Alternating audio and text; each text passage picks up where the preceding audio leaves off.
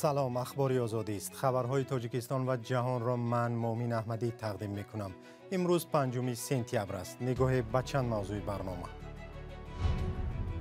در نتیجه حمله مرگ طلبانه به سفارت روسیه در کابل کمش 2 نفر کشته و 11 کسی دیگر جراحت برداشته است. خدمت پولکی در ارتش تاجیکستان چگونه می‌گذرد و کیها امکانی با سپردن پول تنها 1 ماه خدمت سربازی می‌کنند؟ ضیاءالدین نقشبند که از خسپاره شاهکاری می‌آفرد امیدوار است که محصول زحمتش قدر خواهد شد.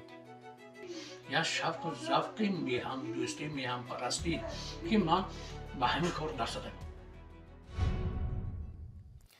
بنا به اطلاع دریافتی در چند روز اخیر بیش از 100 مهاجر افغانستانی مجبوراً از تاجیکستان به افغانستان بیرون کرده شدند.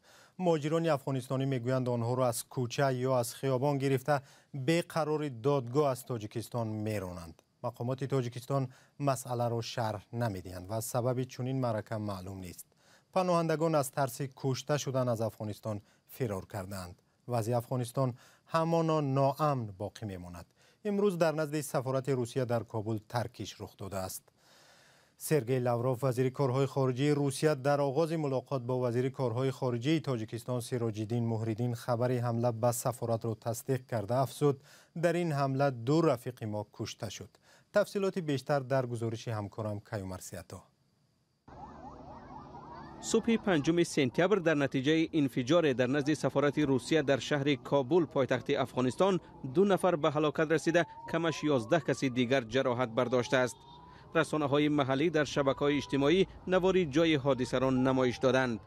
رئیس پلیس منطقه به خبرگزاری ریترز گفته است که مرگ طلب اثنای روبرو شدن با ناظران سفارت مواد ترکنده را فعال کرد.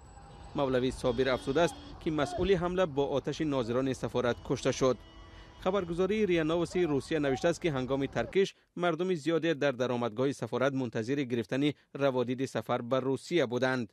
ریا نووستی از قبل ساکنان محله ابراز داشته است که در ترکیش احتمال از 15 تا 20 کس کشته و یا زخمی شدند. دعوت تیرماهی به ارتش تاجیکستان از 1 اکتبر امسال آغاز خواهد شد. شکایت‌ها از جلب مجبوری جوانان به ارتش از حال و صدا می‌دهد. سال گذشته در تاجیکستان قانون خدمت آلترناتیوی قبول شد که جوانان با پرداخت پول تنها 1 ماه در ارتش خدمت می‌کنند. وزارت مدافعه گفته است که بیش از 1000 نفر برای خدمت در ارتش پول سپردند. تفصیلات در گزارش همکارم براد یوسفی و سرویناز روح الله. وزارت مدافعه تاجیکستان از جلب 1200 جوان به خدمت حربی پولکی خبر می‌دهد. حجم پول‌های پرداخته آنها که در دایره دعوت بهاری ادای خدمت می‌کنند بیشتر از 32 میلیون سومانی بوده است. در مشغول مرکزهای تعلیمی فخرآباد ولایت ختلان، تاج محل و لاهور گارنیزون دوشنبه و در پایگاه فیلیال دانشکده‌ای حربی وزارت مدافعه در ولایت سوق عهدهداری یافت خدمت حربی را با گذشتن جمع آمد 1 ماه حربی همچون سرباز ادا نموده ایستادند. موافق نقشه برنامه‌های تعلیمی سربازان هیئت ذخیره‌های دعوت سفربری روز 16 سپتامبر سال 2022 پورا به انجام می‌رسد. سخنگوی وزارت مدافعه گفت هر یک جوان با پرداخت 420 نشان دهنده برای حساب‌ها که برابر به 26880 سومانی است خدمت سربازی را ادا می‌کنند. محمد علی زاده افزود مبلغ پرداخت گردیده برای بنیاد قسم‌های نظامی علاهیده در حدود گارنیزون‌های کشور، تأسیس پایگاه‌های مودی تکنیکی، ساختمان بنا و انشاءات اهمیت دارای نظامی، تعمیر و ترمیم آنها، پرداخت معاش افسران و کارمندان تعلیم دهنده، خراجات مأموری و تعیین حفظ اجتماعی دیگر خدمتچیان حربی روانه می‌گردد. خدمت حتما کردن در کره، نه که خیلی پول کلان قد کی خدمت بکنن.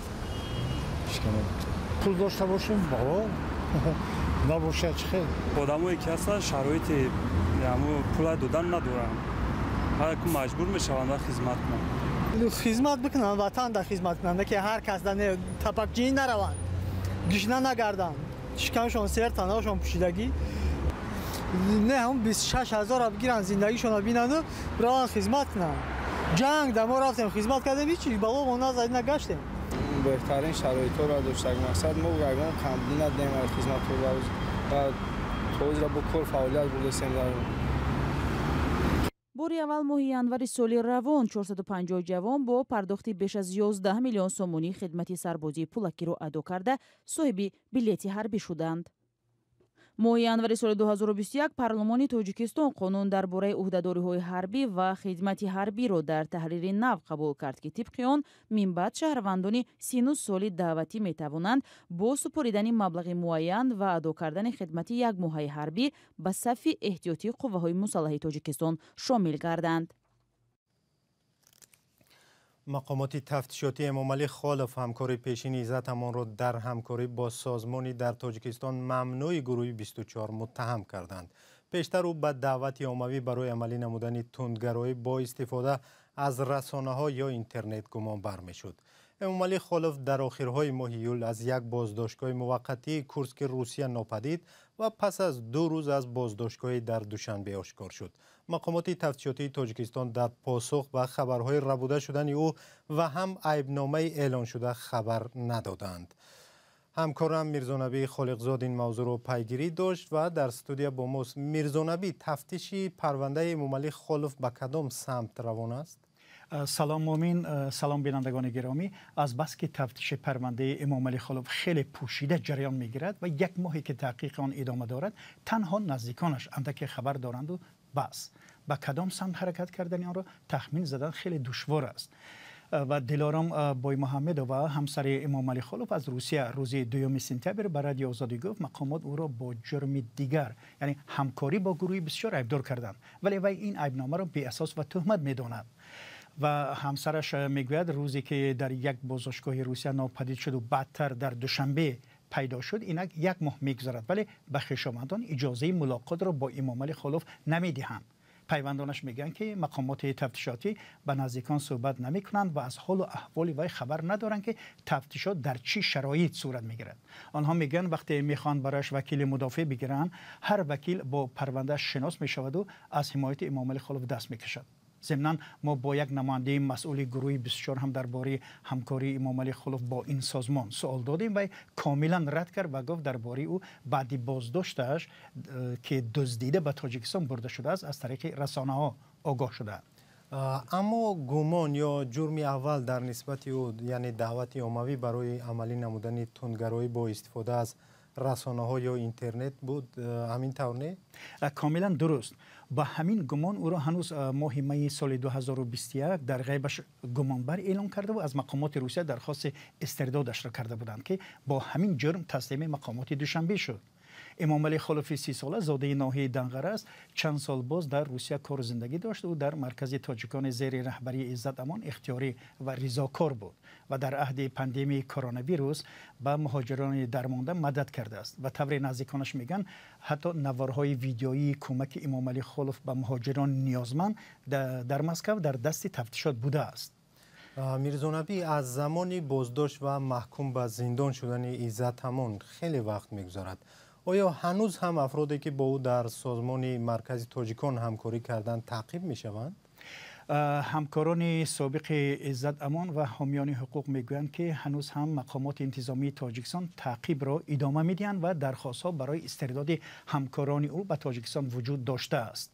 مثلا بختاور جمعیف، سهراب جهان و حسین ایشانقلوف از حقوقشناسای این سازمان از افزایش فشار با خود و نزدیکانشان در داخل کشور شکایت کرده بودند و هنوز هم این فشارها ادامه دارد. آنها میگن نماینده مقامات خانه به خانه میگردند و با ادعای آنکه فرمان از بالاست و پرسش دعوت میکنند و میگن فرزندانتون رو بگویید از روسیه برگردد، از جوابگری آزاد میشد، ولی اینها به این حرفا باور ندارند.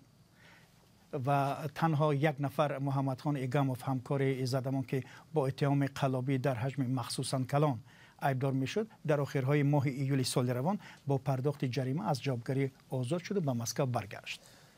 تشکر میرزانبی. بیننده گرامی، ساعت پخش برنامه‌های تلویزیونی رادیوی آزادی از روز 1 اکتبر تغییر می‌یابد. از آن روز به بعد پخش مستقیم برنامه اخبار آزادی ساعت 19 و یا 7 شام به وقت دوشنبه و ساعت 17 به وقت مسکو آغاز می‌یابد.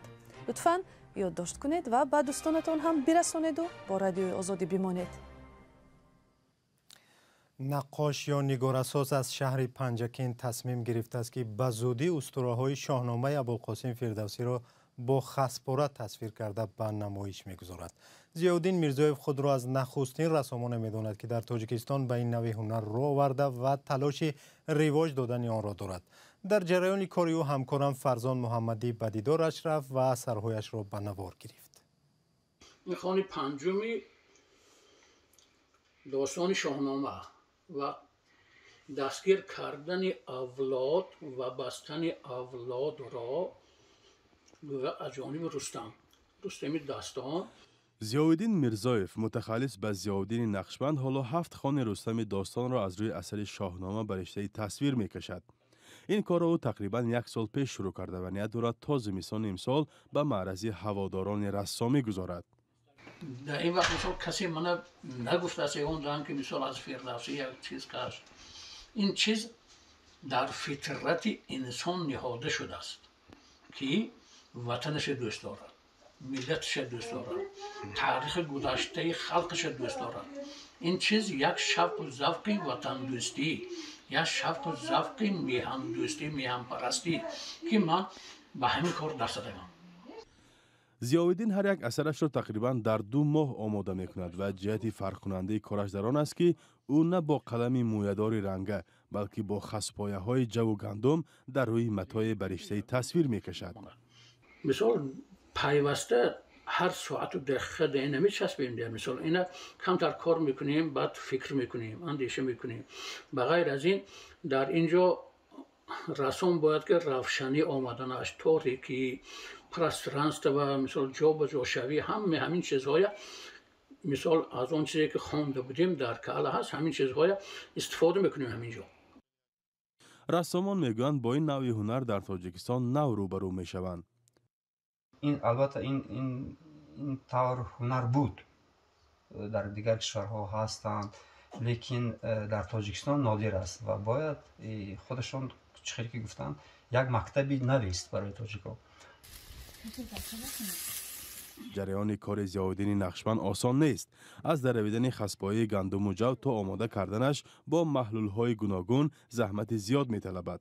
و میگوید برای آفریدن یک اثر صدها سامانه مبلغ صرف می‌کند، ولی حالا بر عوض تقریباً 40 اثرش فایده به دست نآورده است. من حالا یگان کار نفروختم یگانجا. فقط برای مثال یک جا نمایش گذاشتم به مقدار اثرها در کار. هم مقدار بود کردم در کار.